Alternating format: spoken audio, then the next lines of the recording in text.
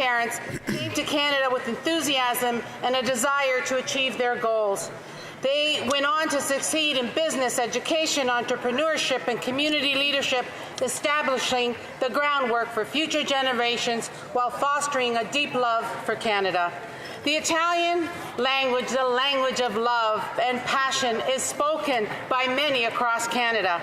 This month, we honor Italians across Canada for their contribution to the development of this country. Voglio ringraziare tutti gli italiani nel nostro community di King Vaughan e tutto il paese. Rose, rose per te, ho comprato stasera e mil cuori so, cosa voglio di te. I understand she's a conservative, but still.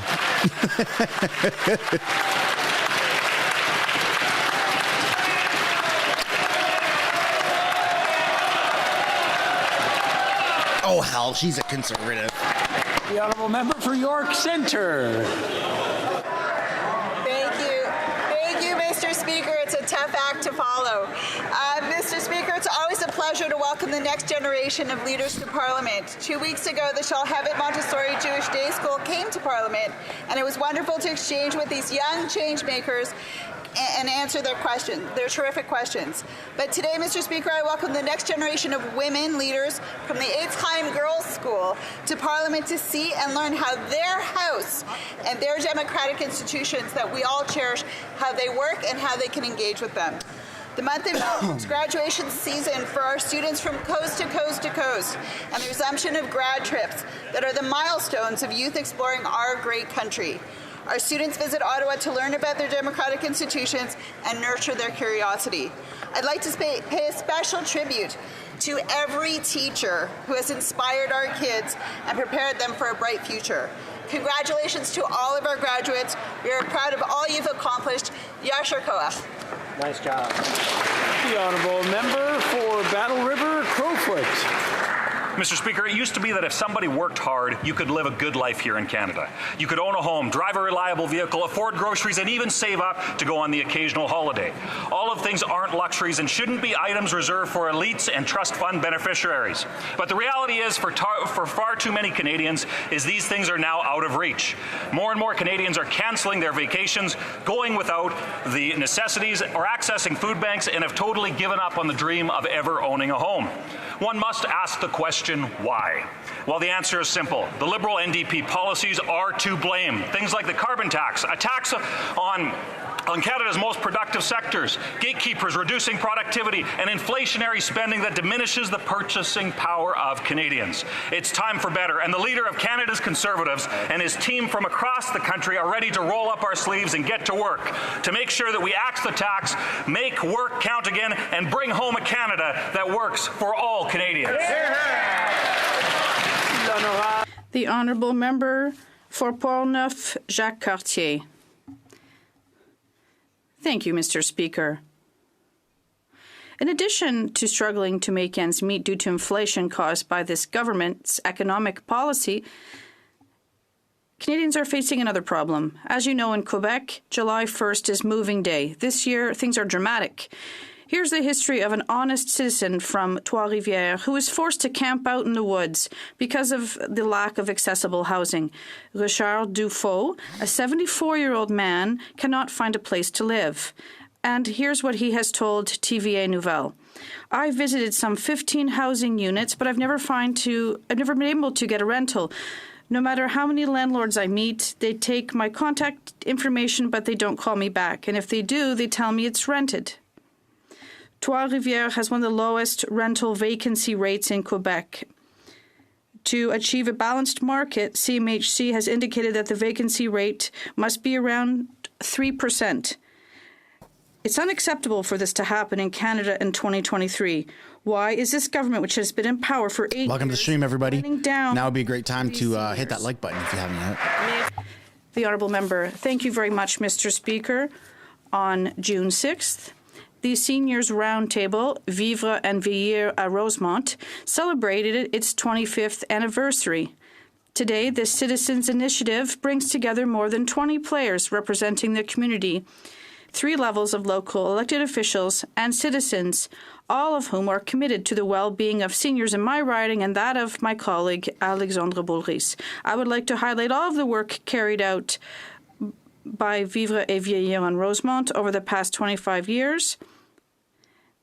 They continue to fight against elder abuse, and since 2010, they have been organizing events around this day to raise awareness in this issue, which is still very relevant. They also contribute to the quality of life to all too forgotten portion of our population and fight the isolation of seniors. I'd like to thank all of the members for their dedication. Thank you. If I can have your attention, I just want to remind everyone that SO31s are taking place, and we want to hear what's going on in people's ridings. So if you can just, if you're talking to each other, please try to whisper, and if there's something funny, please suppress your loud laughs.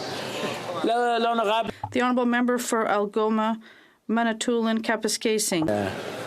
Mr. Speaker, constituents from Elliott Lake are demanding action from Natural Resources Canada and the Canadian Nuclear Safety Commission to clean up radioactive waste found at their homes in Elliott Lake.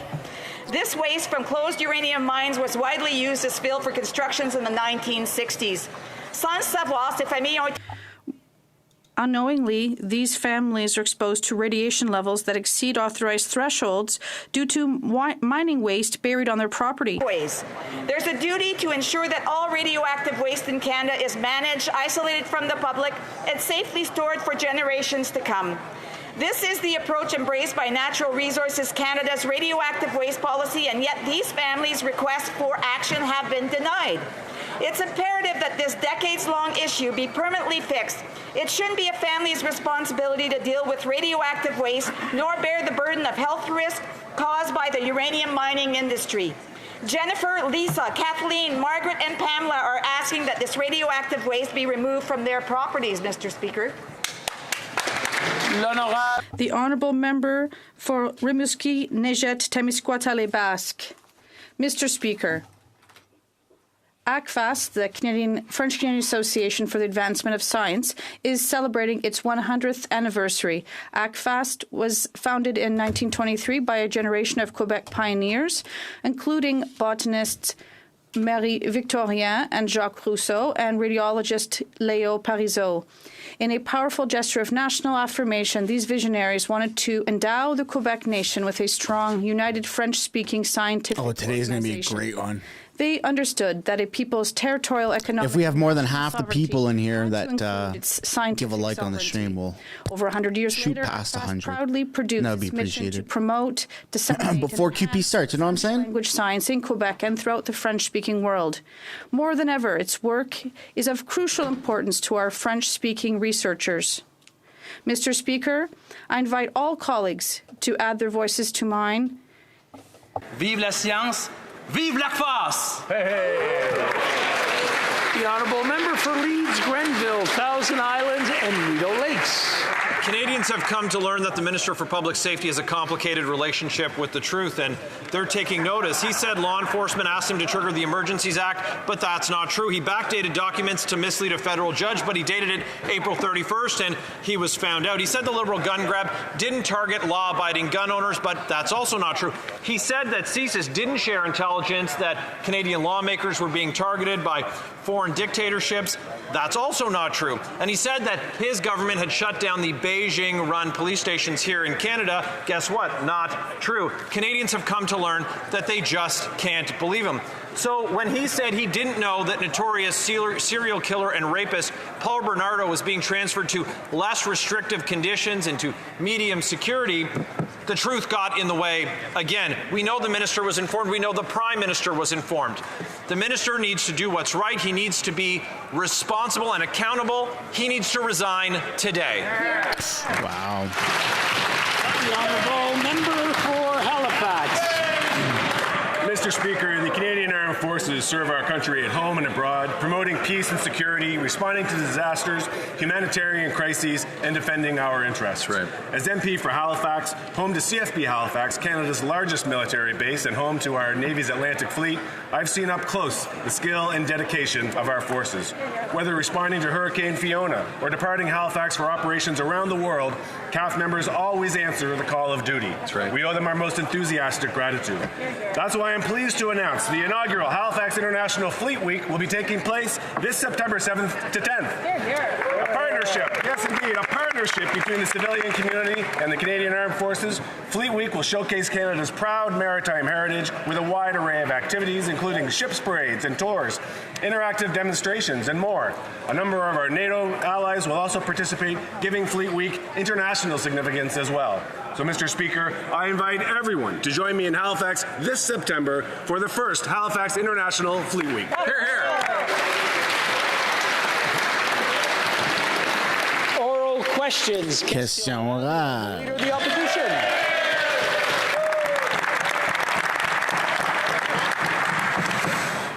On sait maintenant pour We now know why the Prime Minister did not fire his Minister of Public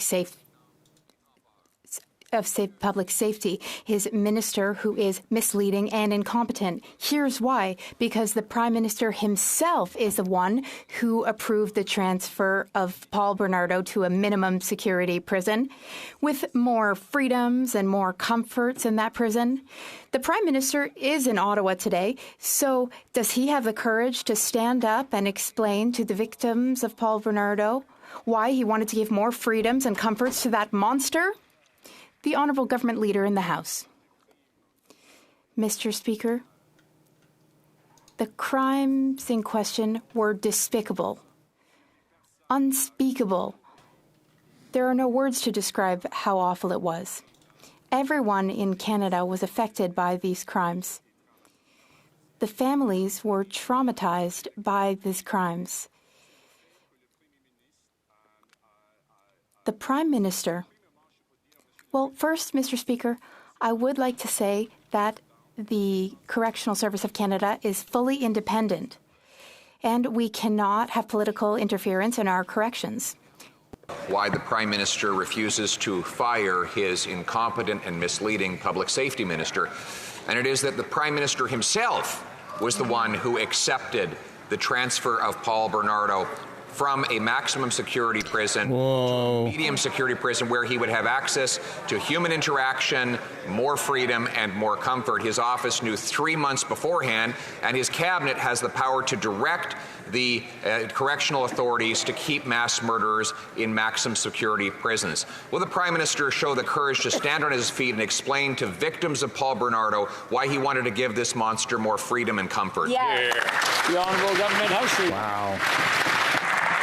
Well, first of all, Mr. Speaker, the idea that anybody in this House would have any sympathy for the monstrous acts that were committed is absolutely repugnant. The second thing that I will say, Mr. Speaker, is that it's unfortunate that the Leader of the Opposition mischaracterized what happened. He knows very well that Correctional Services Canada makes those decisions independently. He knows very well as well, Mr. Speaker, that we have a system we're not supposed to interfere politically with that. Mr. Speaker, it is true in March that staff were informed of the possibility. It wasn't until that possibility was confirmed that they informed the Prime Minister at the end of May. Well, Leader of the Opposition. Based on that account, the Prime Minister knew the day of the transfer, and his office knew 3 months earlier. The government has in the past issued directives to correction services on what should be done with various classes of prisoners, like by forcing those with contraband into dry prison cells, for example. In other words, they do have the power to direct corrections on They're just not doing it. The Prime Minister and his office knew for 3 months. Given that he's here in Ottawa today, does he have the courage to explain his decision to let this monster go out of a maximum security penitentiary? Yes or no?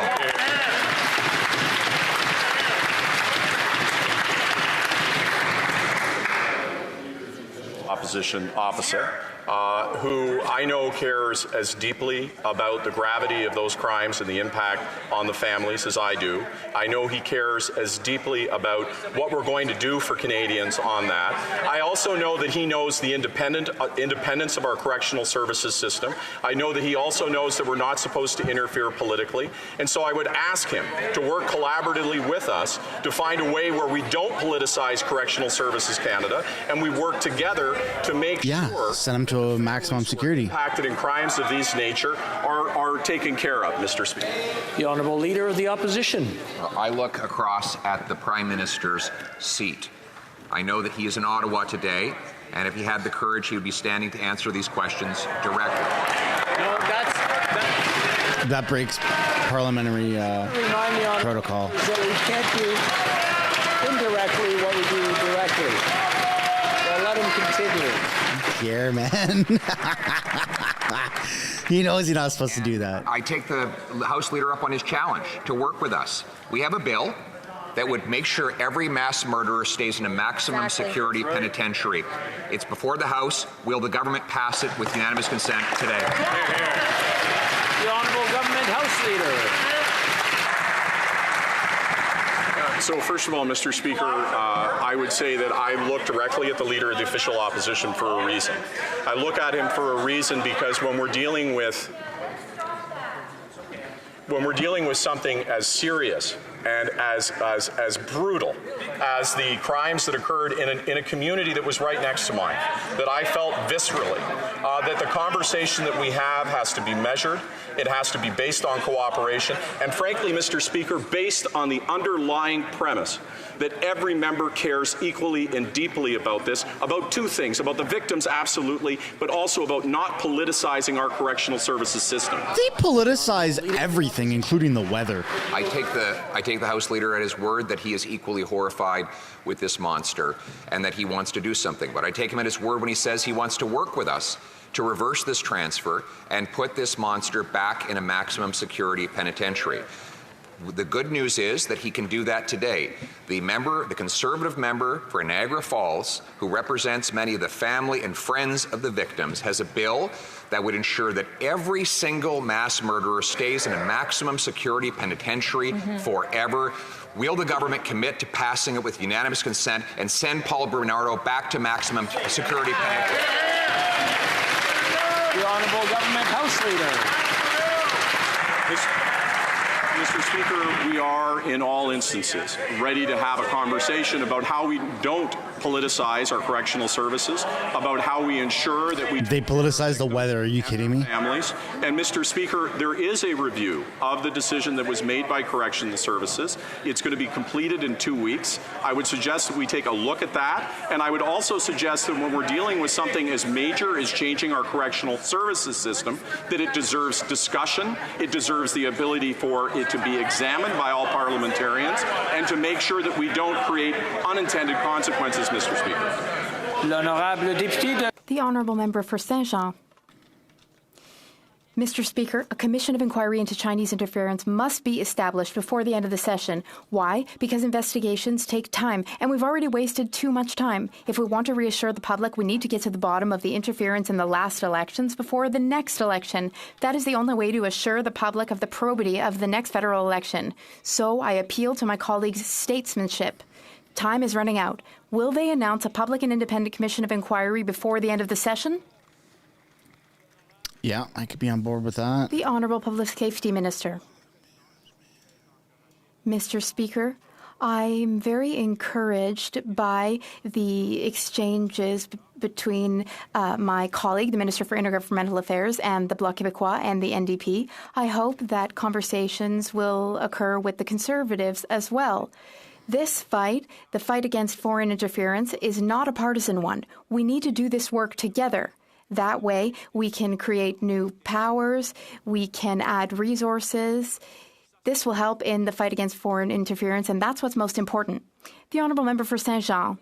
Mr. Speaker, at this point, my colleagues will have understood that the Bloc Québécois will not let this one go.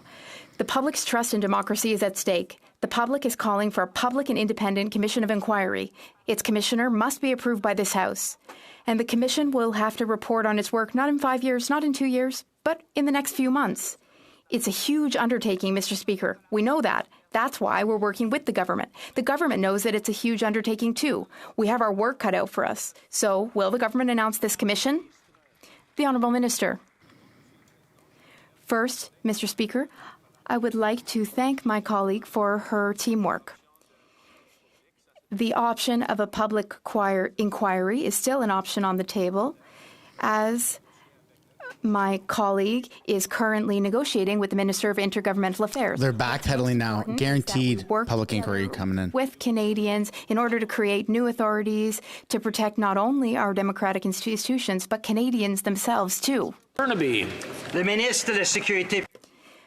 The Public Safety Minister, the President of the Privy Council, the Foreign Minister of Foreign Affairs, the Prime Minister, what do they all have in common? Well, apparently they are all unable to read their emails. It's becoming a dangerous trend. Is this government aware of the trauma that it is making the victims' families relive? They were victims of one of the worst killers in Canadian history. The Honourable Government House Leader. Mr. Speaker, absolutely, these crimes were probably the worst in Canada. They're incredibly serious. But it's also very important to note that our correctional service must be independent.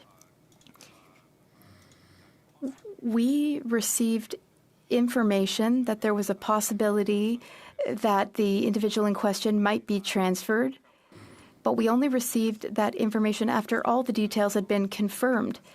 That's when the Prime Minister received the information, at the end, after. Now, Mr. The Honourable Member for New Westminster Burnaby. After fiasco with this government, the level of disorganization and negligence from Liberal ministers is often appalling. After the Public Security Minister has failed to be informed of the transfer of one of the most brutal criminals in Canadian history, we now know that the Prime Minister's office was informed 3 months ago. They could have used that time to ensure victims' families were warned.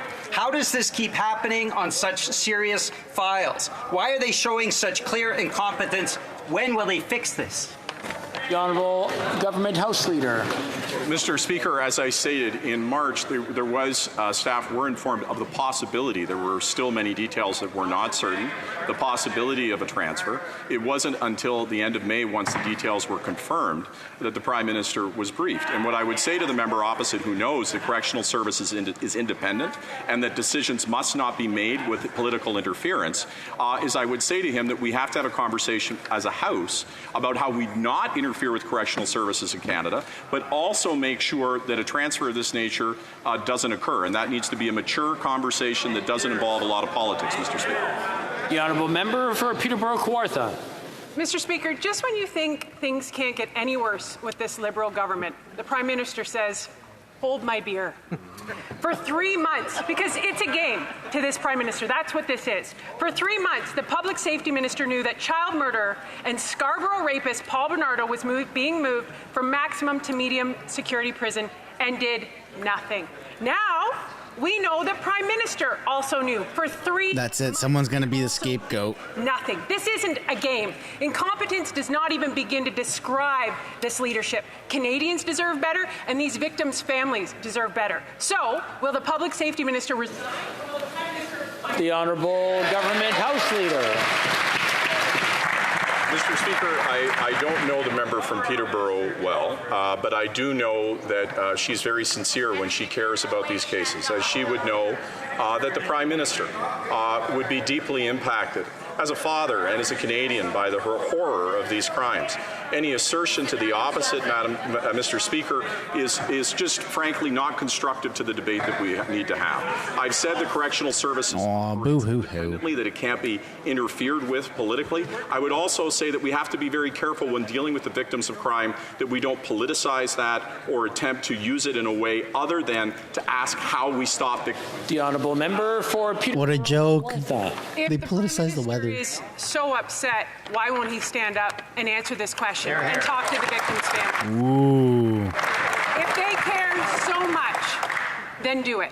I've said this before. The buck stops with the minister. Stop the blame game. This is people's lives. You are in the government. The Prime Minister, there's no one below that. Again, there is duty here. Either fire the Public Safety Minister or resign. That's it. Those are the options.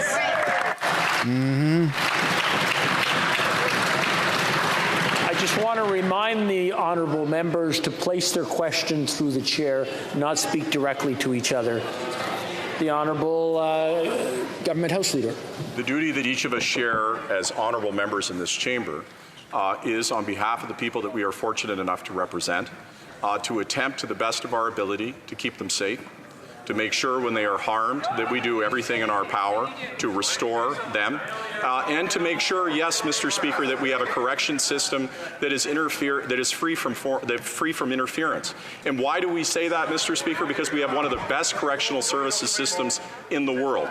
And if we're talking about the rightful outrage that we all have in this circumstance, we have to temper it in a mature conversation of how to balance those two priorities, Mr. Speaker. The Honourable Member for Haldimand Norfolk. Mr. Speaker, does this Minister of Public Safety expect us to believe that for 3 months his office withheld information from him about the most notorious murderer and serial rapist in Canada, that he had been transferred to a medium security prison? It's clear the minister likely knew about the transfer in March and did nothing. The entire government likely knew and did nothing about it, including the Prime Minister's office. When will the Prime Minister finally admit that he has lost total control of his cabinet and ask this minister to resign? The Honourable Minister for Public Safety. Mr. Speaker, I want to begin by taking a moment to express my support for the families of Leslie Mahaffey and Kristen French, who have no doubt been traumatized time and time again by the decision that was taken under Correctional Services Canada. That's why when I found out on May 30th, I took immediate action to reach out to the Commissioner to express those concerns. And I want to work with all members to make sure that this doesn't happen again. The directions that I have put into motion will ensure that I'm directly briefed and, most importantly, that victims are given advance notice before these decisions are taken in the future. Thank you very much. The Honourable Member for Haldimand Norfolk. Mr. Speaker, the Prime Minister's in town, so why won't he stand and answer these questions? The Minister has misled Canadians before. He has said at least 11 times that law enforcement requested the Emergencies Act. That was false. He said that Bill C-21 wasn't going to ban guns used by hunters and farmers.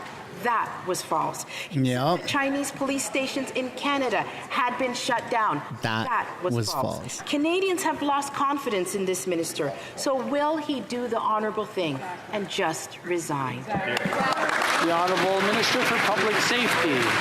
Mr. Speaker, on each and every one of those priorities, this government has defended public safety in the interests of all Canadians. When it comes to fighting against gun violence, we are banning AR-15s. The Conservatives want to make them legal again. When last year we faced an unprecedented national emergency projection, classic Liberal decision, which was validated by Judge Rouleau independently. What did the Conservatives do, Mr. Speaker? I'm sorry, I'm going to interrupt. It's starting the noise level starting to build up again, and we're having a hard time hearing the answer. The Honourable Member for Haldimand Norfolk asked a question. She would like to hear the answer. I mean, if there's people yelling behind her, it's very difficult for her to hear. So I'm going to ask the Honourable Member, maybe start off about 15 minutes from the end, or 15 seconds. No, do not take 15 minutes. 15 seconds from the end. If I could have everybody take a deep breath. And now we'll listen to the Minister for about 15 seconds, please. Mr. Speaker, I think all members will be relieved to hear I won't need 15 minutes, but what I will say is when it comes to fighting gun violence, we're banning AR-15s. The Conservatives want to make them legal again. When it came to the decision to invoke the Emergencies Act, Mr. Speaker, we defended that decision to restore public safety. Conservatives were doubling down, encouraging illegal protesters to stay in the region they should have left. We'll always L'honorable député. The Honourable Member for Bellechasse. That wasn't 15 seconds. Hello, Mr. Speaker. Mr. Speaker, the Prime Minister is in Ottawa, but it's interesting because he's not here to answer questions. On the Bernardo case, last week, the Minister of Public Safety feigned surprise about the criminal's transfer from a maximum security prison to a medium security facility. But he had known about it for 3 months, Mr. Speaker. In fact, even the Prime Minister's office knew about it. No one did anything. This is Liberal incompetence at its finest. When will the minister resign, Mr. Speaker? The Honourable Government House Leader. Mr. Speaker, this is a very serious situation. We are all concerned by this tragedy. But, Mr. Speaker, it is important to remember that our corrections system is independent. It is essential that the decision to transfer an offender is a decision made by Correctional Service of Canada. Now, I know that there's a lot of emotion right now. I feel the same, but we need to... The Honourable Member for Bellechasse-les-Etchemins-Lévis. Mr. Speaker, he knew that this dangerous criminal would benefit from a less severe prison. He must also have known that this decision would outrage and worry the victims' families. The Minister of Public Safety does not have a very good track record, what with dubious decisions, backtracking, and statements that are not the truth. So if this government has a leader who sees things clearly and is leading in the best interests of Canadians and victims, let him stand up and throw this minister out. Woo. The Honourable Public Safety Minister. Mr. Speaker, our thoughts are with the families and close ones of Leslie Mahaffey and Kristen French. On May 30th, when I was informed, I took necessary action. And now there is an independent review of what transpired. It is ongoing.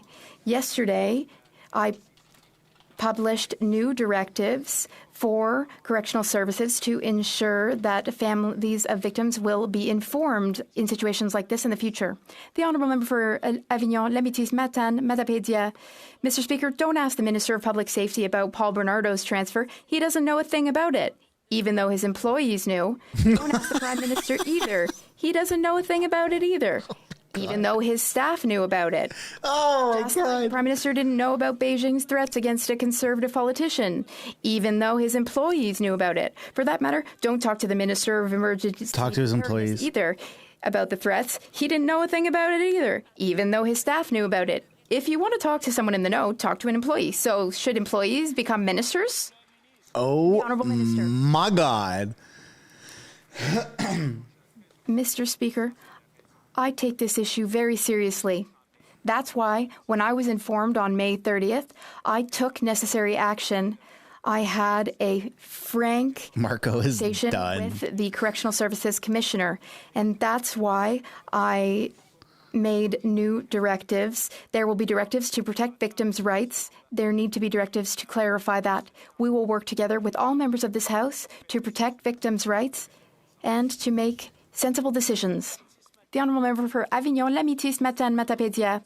Mr. Speaker, at this point, it's a pattern. Ministers are constantly telling us that they're not aware of briefing notes that the senior civil service confirms were sent directly to those ministers' staff. Mr. Speaker, we can take them at their word that their staff did not see fit to inform them once, maybe twice. But there comes a point where it's the political equivalent of saying, my dog ate my homework. And these ministers are losing their homework quite often. So when are we going to see some real accountability from them? Because we're starting to worry about the health of the dogs eating all that homework. Oh! The Honourable Government House Leader. Mr. Speaker, in the current situation, I don't know if they can recover from that. Explained. Staff did receive the information that it was possible that it was a possibility. They didn't receive any concrete details or a decision. And as I've already explained, the decision to transfer an incarcerated individual is an independent choice made by Correctional Services. When it was concluded, when it was decided on, then at the end of May, the Prime Minister was informed. That's the truth, Mr. Speaker. The Honourable Member for Avignon, L'Amitié ce matin, Matapédia. Mr. Speaker, just because we're laughing, it doesn't mean it's funny. Ministers have a responsibility to inform themselves and then inform their constituents. Just this spring, in fact, if we had relied on the word of ministers rather than on the reports in the media, 3 members of this House would still be facing threats from China without knowing it. Diplomat Zhao Wei would still be in office.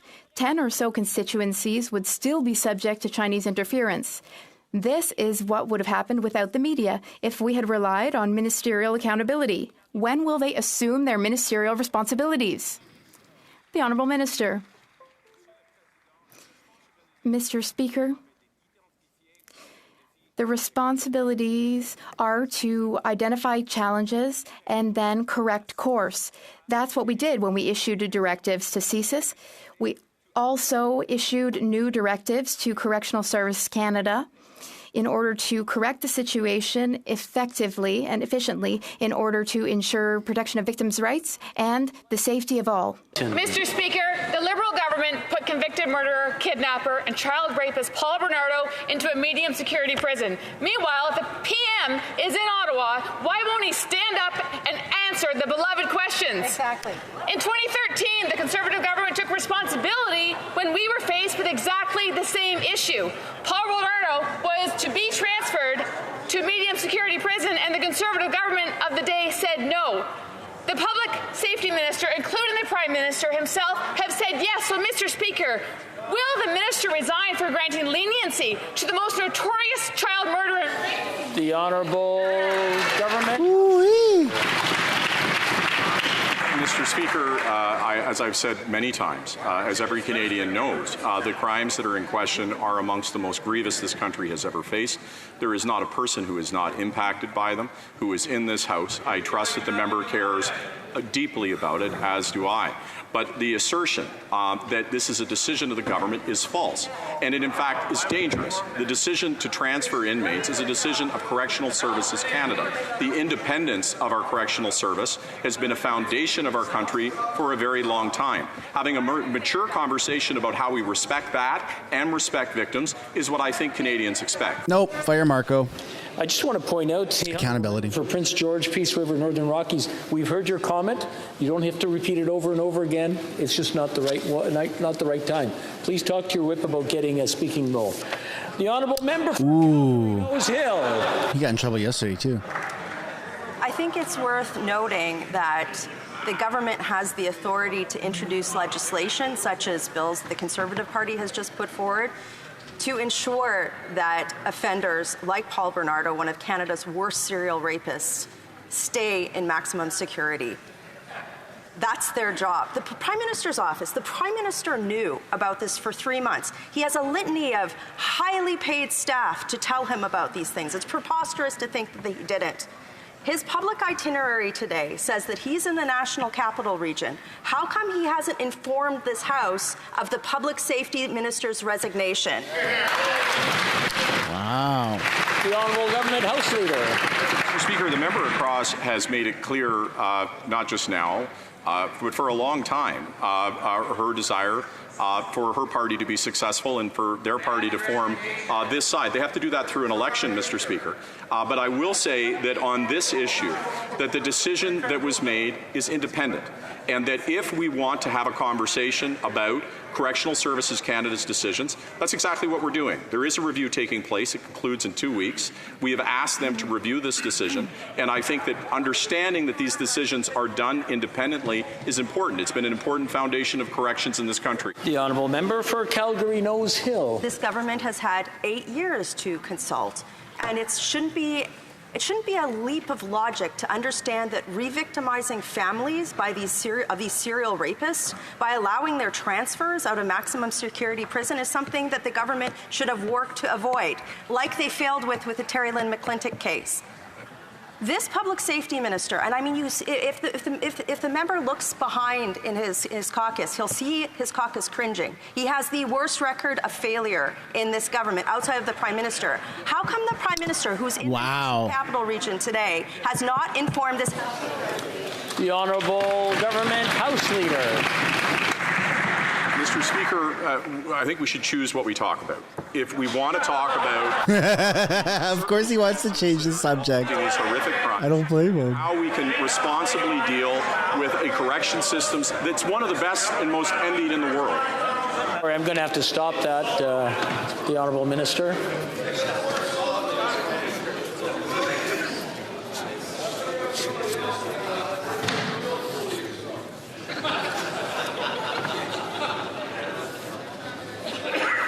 The Honourable Government House. Now it'd be a great reminder to hit that like button if you guys haven't.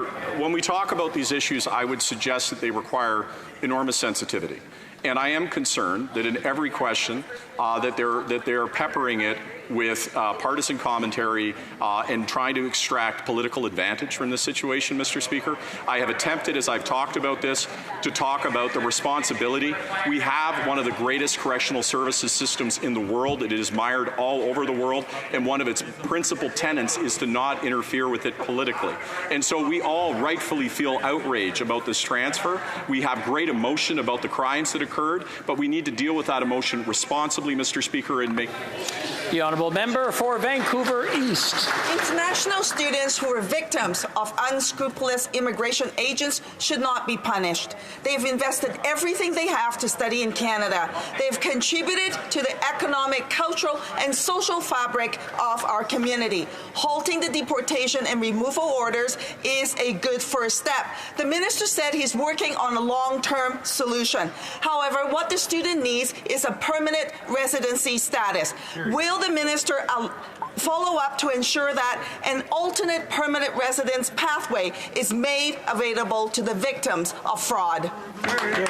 The Honourable Minister of Immigration. Mr. Speaker, I thank my honourable colleague for her question and her advocacy, along with members of this House that come from all parties that are represented in the House of Commons, to find a solution for innocent victims who were taken advantage of by fraudsters who allowed them to enter Canada on the basis of fraudulent letters of admission. Yesterday, we announced a new path forward, including a task force that would give an opportunity for students to demonstrate that they were not complicit in fraud, but in fact were victims of fraud. They will be given temporary status in Canada to allow them to complete their studies or to continue to work. We've also advanced new measures to ensure they could apply for permanent residency or to remain in Canada without prejudice. That is the right path forward to punish... The Honourable Member for London Fanshawe. The London Food Bank is seeing its highest turnout ever. People just can't afford the cost of food right now, and major grocers are using inflation as a cover to jack up prices. This government is choosing to protect the profits and greed of major grocers while Canadians' bills skyrocket. The multi-partisan committee released a report stressing how a windfall tax will incentivize large grocers to keep prices low. So will this government implement this windfall tax immediately so Canadians can stop going to food banks and actually afford their groceries? The Honourable Parliamentary Secretary. Mr. Speaker, we agree with the member, and we know that Canadians are paying far too much for their groceries right now. This is why, not long ago, the Minister of Innovation, Science and Industry wrote to the Competition Bureau to make sure that the Bureau is using all of the tools it has at its disposal to keep prices down and to prevent businesses from taking advantage of the high prices and profiting off of Canadians. We've also asked the Bureau to look immediately into these matters, and will continue to work to make life more affordable for Canadians in all matters. Hear, hear. The Honourable Member for Hamilton Mountain. Speaker, around the world, we are seeing the rights of 2S LGBTQIA plus people being restricted, even within our own borders. We are seeing extremist groups callously using innocent trans and non-binary children as political targets. The Minister of Labour recently represented Canada at the UN International Labour Organization in Geneva, where he raised this issue. Would the Minister share with the House what he said to this international forum? The Honourable Minister. A few days ago, I stood before nations who have attempted to roll back 2S LGBTQI plus rights, and I reminded them that as a gay and married man, I would be jailed or even condemned to death if I happened to have been born in their countries. Nations make progress and they achieve rights in their own time, in their own way, as was the case with Canada, and we respect that. But once those rights are achieved, once they are named, we will not stand by and see them swept under the carpet or put back in the closet or taken away. Not here, not there, not anywhere. Thank you, Mr. Interesting. Member for Charlebourg, Haute-Saint-Charles. Now destroy them. You know, Mr. Speaker, the Prime Minister and his cabinet have never, absolutely never taken responsibility for their many acts of bad faith. For example, as Minister for Public Safety alone has misled this House no fewer than 7 times. He even misled a judge by backdating documents. That alone should have led to his dismissal, but he's still with us today. The Liberals have also never shown any sensitivity for the victims of Paul Bernardo. The Prime Minister is in Ottawa. Can he finally tell us that he will dismiss the Minister for Public Safety? The Honourable Minister for Public Safety. Mr. Speaker, with all due respect, it is absolutely false. That question is absolutely false. I called representatives of the families of victims to explain our government solidarity, to express our full support, and now we will work with correctional services to avoid such examples in the future. We have to notify victims before making this kind of decision. That is what we will do in the future. The Honourable Member for Charles-Saint-Charles. Correctional Services Canada informed the Prime Minister's office 3 months ago that Paul Bernardo was going to be transferred to a medium security facility. Did anyone at the PMO decide that perhaps it might be a good idea to communicate with families? Because it seems that no one else thought of victim families when it should be the very first thing to do. The Minister said he did it 2 weeks ago. Why did the Prime Minister not do it 3 months ago? The Honourable Minister. Mr. Speaker, with all due respect to my honourable colleague, he does not understand current statutes here in Canada, and these are questions that we have to address. We are ready to work together with all members in this House, but in the meantime, I will be emitting new directives for correctional services to make sure that important things will be done. I will be briefed directly, and that correctional services notify victims when such decisions are made in the future. For Wellington, Halton Hills. Mr. Speaker, an unsealed Justice Department indictment in U.S. court revealed that a Canadian in Vancouver was coerced back to the PRC. It's been 8 months since the first reports about Beijing's illegal police service stations. Beijing brazenly admitted to 5 of these stations, and another 2 have been identified. These stations are being used to coerce people back to the PRC. The minister has indicated that these stations were shut down, but they haven't been. When will they be? The Honourable Minister. Mr. Speaker, that's crazy that they're still open. He needs to listen carefully to the RCMP, who have consistently updated Canadians that they are taking action in regards to foreign interference that are in association with these so-called police stations. If the Conservatives are serious about fighting foreign interference, they will stop with the partisan attacks. They will support the government's agenda to tackle this issue and do so in a way that is unifying, because we must protect our democratic institutions and, most importantly, Canadians from this phenomenon. The Honourable Member for Wellington Hills. Mr. Speaker, that same indictment also revealed that in New York City last summer, PRC agents tried to coerce someone in New York City to come to Toronto for more intensive interrogations. The implication is that Beijing is comfortable using Canada as its foreign interference playground. Maybe that's because 2 months ago, those same PRC agents were arrested. Yet here north of the border, nothing. No arrests, no new legislation. When will the Prime Minister replace this minister with someone who will get the job done? Yeah. The Honourable Minister for Public Safety. Someone needs to be made an example of. Mr. Speaker, we are getting the job done by adding new authorities for our national security establishment, by adding $49 million for the RCMP to protect Canadians from foreign interference, by being on the cusp of introducing a new foreign agent registry. I'm going to have to break for a second.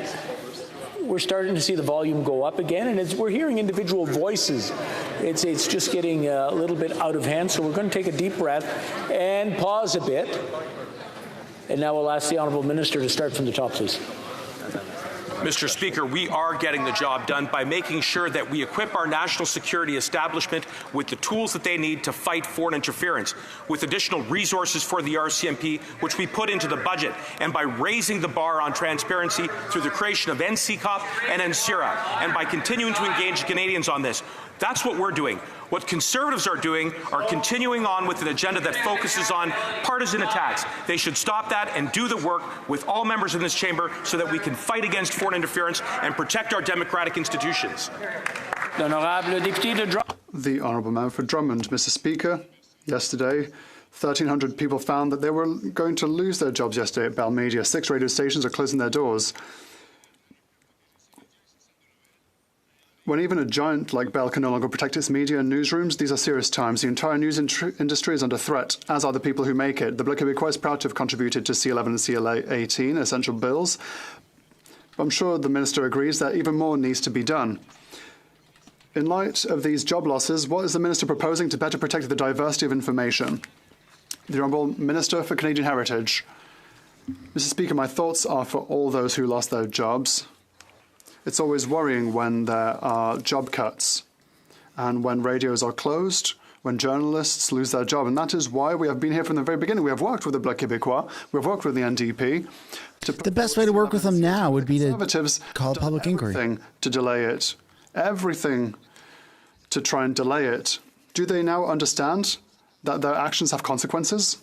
The Honourable Member for Drummond. Mr. Speaker, this wave of job costs at Bell proves that there is still pessimism about the future, even among the biggest telecommunications giants. So imagine what is the case for smaller entities. We have to ask ourselves whether the current federal programs and the royalties from C18 will really ensure the survival of our news media. The Bloc Québécois is therefore proposing the creation of a dedicated fund separate from current programs, dedicated entirely to protecting news media and newsrooms. I think that that's where we are, Mr. Speaker. What does the Minister think about this? Is he ready to work with us to develop such a fund? The Honourable Minister. Mr. Speaker, the government is always open to new solutions. We'll always examine what we can do better. We created a tax break for media. The Conservatives were against. When we had measures for our various regions, the Conservatives were against. And when we put C18 forward, the Conservatives once again were against. Do they not understand that their actions have real consequences, Mr. Speaker? The Honourable Member for Mégantic-l'Érable.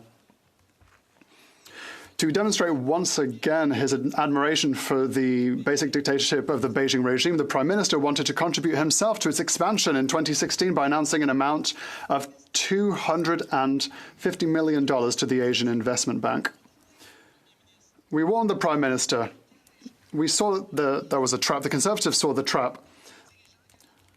One of the bank's leaders has now stated that it was in fact run by the Communist Party in Beijing. Canadians should not have to pay $250 million for the expansion of the Beijing regime. When will the Prime Minister get our money back? The Honourable Minister for Tourism. Mr. Speaker, like the Deputy Prime Minister stated yesterday, in answer to this question, the Government of Canada will immediately put an end to all of its activities with the Asian Investment Bank.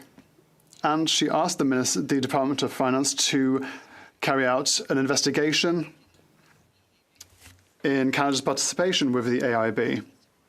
We also talk on the matter with our allies. The investigation announced yesterday has to be done as rapidly as possible. No result has been excluded as of yet. Capel. Mr. Speaker, the Liberal-appointed board member on the Asian Infrastructure Bank just resigned, calling it a cesspool and saying that it was controlled by, quote, the Communist Party crowd who operate like a secret police. Who could have seen this coming? Who could have predicted that a bank structured to give Beijing effective control would use the bank to expand the power and influence of the communist regime in Beijing? Who could have possibly seen that coming? Conservatives, that's who. Let's go, Andrew. Liberals, not to put tax dollars into the scam of a bank. So when are they getting our money back? Yes. When are we getting the money back? Speaker, as the Deputy Prime Minister said yesterday, and as I said in this House yesterday, related to this matter, the Government of Canada will immediately halt all government-led activity at the bank, and she has instructed the Department of Finance to lead an immediate review of the allegations raised and of Canada's involvement at the AIIB. The Canadian government will also be discussing this issue with our allies and partners who are members of the bank. The review is to be undertaken expeditiously. No outcome is being ruled out following this investigation. For Regina Capel. Mr. Speaker, nobody likes an I told you so. except for everyone who told you so. Yeah. It wasn't just Conservatives. It was our major security partners like Japan and the United States and foreign affairs experts who all said the same thing, that the communist regime would use the bank to bully developing countries and expand its power and influence. This bank built railways and ports with taxpayers' dollars while Canadians here at home are struggling just to pay the bills. So now that the con has been exposed, will they do the right thing and get Canadians their tax dollars back? Tourism. Mr. Speaker, same question, same answer as we said yesterday in this House. And as the Deputy Prime Minister has been very clear, we have ceased all government-led activities with the AIIB. We have asked Finance to conduct an immediate investigation into the activities of the bank. This investigation is to be undertaken expeditiously, and no outcome is being ruled out from this outcome. The Honourable Member for Calgary Skyview.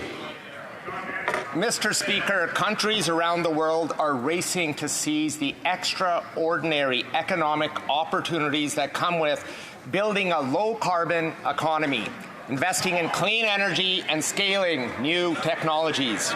We must ensure that Canadian workers are equipped with the right skills in the right place at the right time.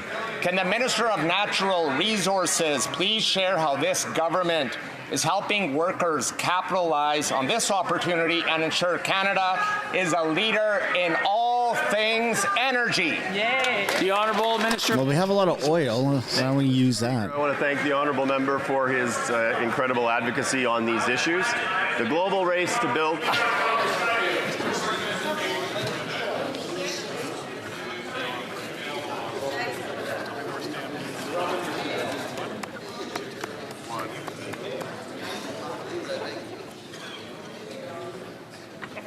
The Honourable Minister of Natural Resources from the top, please.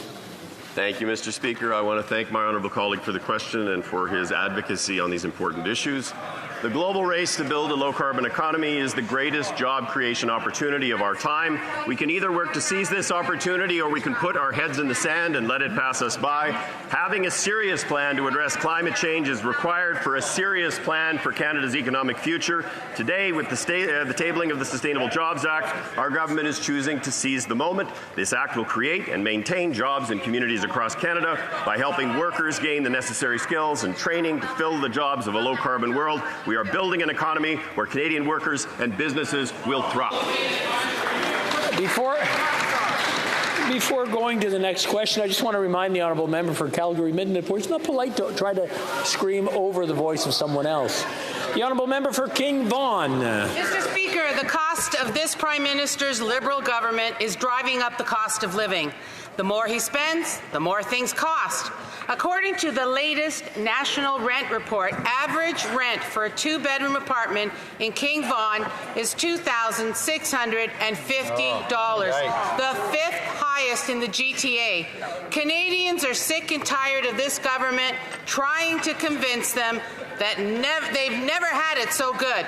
When will this Liberal Prime Minister show some compassion and stop the out-of-control inflationary spending so Canadians can stay in their homes? The Honourable Minister for Families. Thank you, Mr. Speaker. What Canadians are sick and tired of is the Conservative hypocrisy that they care about affordability for Canadians. Right now in this House, they are holding up Bill C-35, an act on early learning and childcare. There are only 19 minutes left in debate to get this bill passed through this House and to the Senate. They keep saying they care about affordable childcare, Mr. Speaker, but all they have done is play games, partisan games, to hold it up. When will they finally be honest with Canadians and tell them they don't care about it instead of playing these silly games?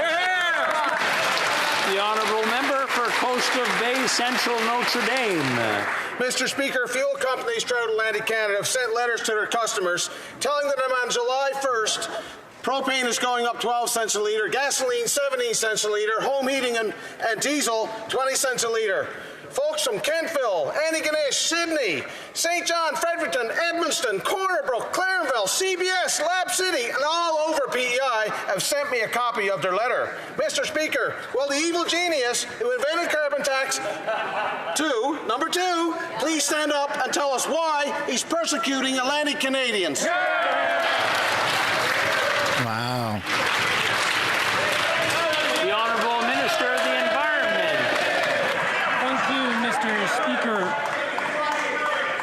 I would like to remind the honourable member that the Conservative Party of Canada campaign on a platform to implement a clean fuel standard, except that they're all words, we're all action, Mr. Speaker. We've worked with companies across the country to ensure that we can have in Canada lower carbon emitting fuels. We're creating investments across the country in Alberta, Saskatchewan, Quebec, Newfoundland of more than $2 billion in the last year alone in clean fuel, Mr. Speaker. We will continue ensuring that we can create good jobs, have a good economy, and tackle climate change.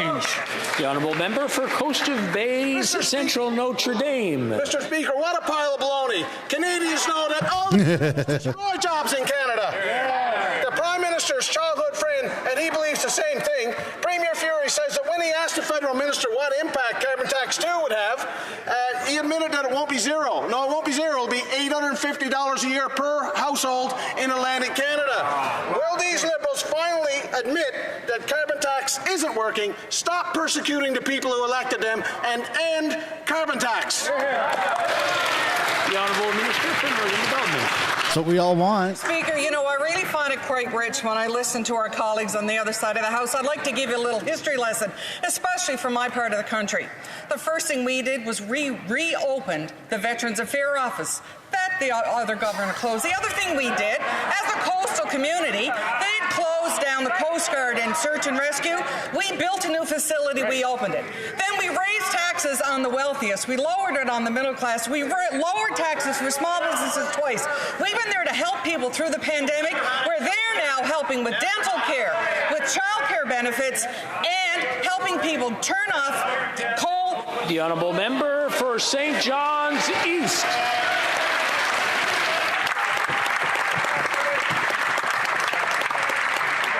Mr. Speaker, we recognize that raising awareness is one of the most effective ways to combat elder abuse. With today, June 15th, marking World Elder Abuse Awareness Day, could the Minister of Seniors provide an update to the House on the steps being taken by this government to increase awareness and prevention in the mistreatment of senior citizens of Canada?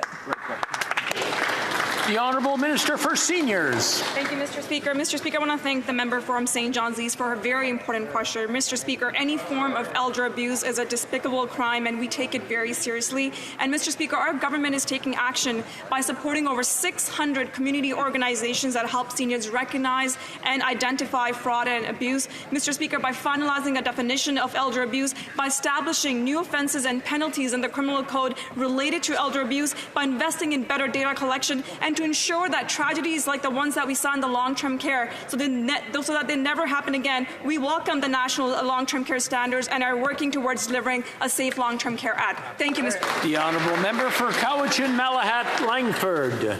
Mr. Speaker, the Pachidat First Nation in my riding doesn't have a school for kids from grades 6 to 12. Every day, children as young as 11 have to bus 75 kilometers each way between home and school on a windy and narrow highway. That's 3 hours a day. Chief Jones came all the way to Ottawa to plead with Indigenous Services and Infrastructure Canada to help. Will the minister honour reconciliation and start working with the Pachidat to get this community the school they desperately need? Hear, hear. The Honourable Minister. Mr. Speaker, since this government was elected, we have worked tirelessly to close the gaping infrastructure gap that the previous Conservative government left. In fact, they underinvested in Indigenous children. They underinvested in Indigenous infrastructure. They did nothing about boil water advisories, Mr. Speaker, for a decade, which left a massive gap of infrastructure across the country, including children's schools. Our government has reversed that trend, Mr. Speaker, and of course, I will work tirelessly to make sure that every community has a school that children can be proud of and safe to learn in. Bravo.